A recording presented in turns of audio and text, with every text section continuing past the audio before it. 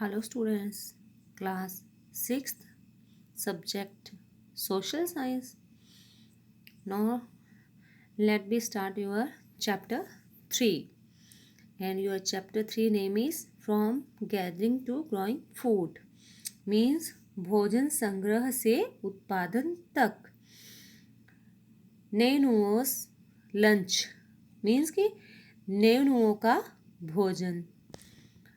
Nero was eating her favorite food, boiled rice, squash, pumpkins, beans and meat. Means कि नेनू को क्या खाना अच्छा लगता था? चावल, स्क्वाश, कद्दू, बीन्स और meet. Her grandmother had grown the squash, pumpkin and beans in the little garden plot at the back of her house. Means कि जो उसकी दादी जी थे उन्होंने अपने घर के पीछे बाग में सारे जो ये सब्जियां थी उनको उगाया हुआ था. किन किन को? स्क्वाश, पम्पकिन, कद्दू, बीन्स आदि. She remembered the food had been so different when she had to Madhya Pradesh as part of a school trip. It was hot and spicy. Why was that so? Means कि उसे school की तरफ से कि ये यात्रा के दौरान मध्य प्रदेश में खाने की एकदम से याद आ गई कि वो कितना ज़्यादा हॉट था और मसालेदार था. स्पाइसी क्या होता है? मसालेदार. कि वह ऐसा क्यों था? वैराइटीज ऑफ फूड्स, भोजन के भिन्न भिन्न प्रकार. Today most of our food such as fruit, vegetables, grain, milk and meat comes from plants that are grown and animals that are reared. Reared क्या होता है? ब्रिंग अप या पालना, किसी चीज़ को पालना.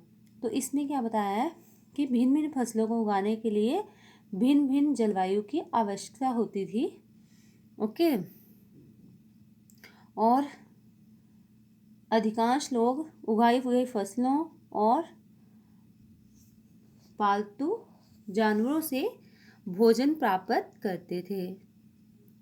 Different plants grow in different condition. Rice for example requires more water than wheat and barley. कि जो डिफरेंट सीजन होते हैं उनमें डिफरेंट जो फसलें थी उनको उगाया जाता था. जैसे वाटर मतलब राइस जो है उन्हें ज़्यादा वाटर चाहिए होता था और वीट और बार्ले, जबकि गेहूं और जौ को ज़्यादा पानी नहीं चाहिए.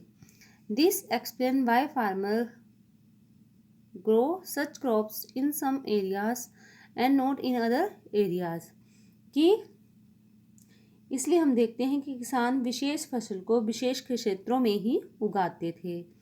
Different animals to prefer different environments. For instance क्या होता है?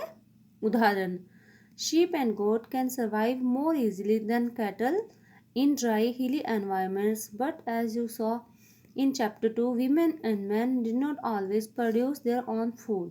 कि उदाहरण के तौर पर हम देख सकते हैं कि सूखी और पहाड़ी जलवायु में मवेशियों की तुलना में भेड़ बकरी अधिक आसानी से रह सकती है.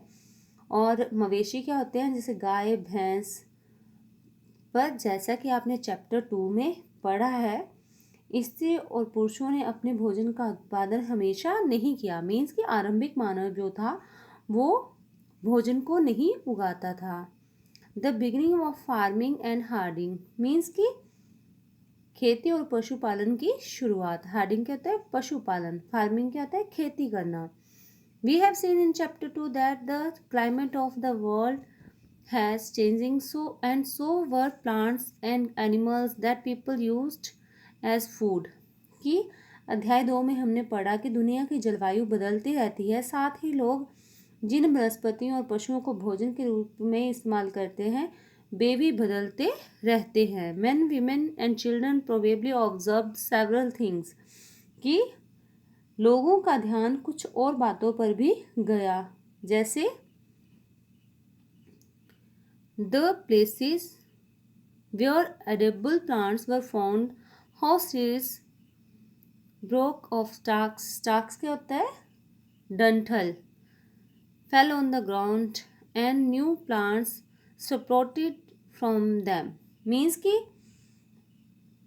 बीज कैसे अपनी डंठल से टूटकर नीचे गिरते हैं, गिरे हुए बीजों का अंकुरण कैसे होता है और उनसे पौधों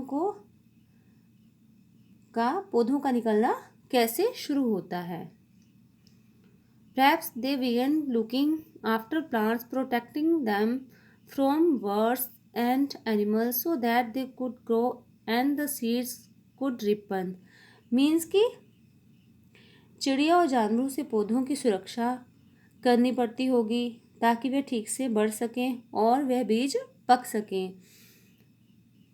रिपन क्या होता है, पकना। In this way people became farmers, women, men and children could also attract and then tame animals while leaving food for them near their shelters, कि इस प्रकार धीरे धीरे वह कृषक बन गए होंगे और लोगों ने अपने घरों के आसपास चारा रखकर जानवरों को पालतू बनाने का प्रयास किया होगा। Okay, thank you.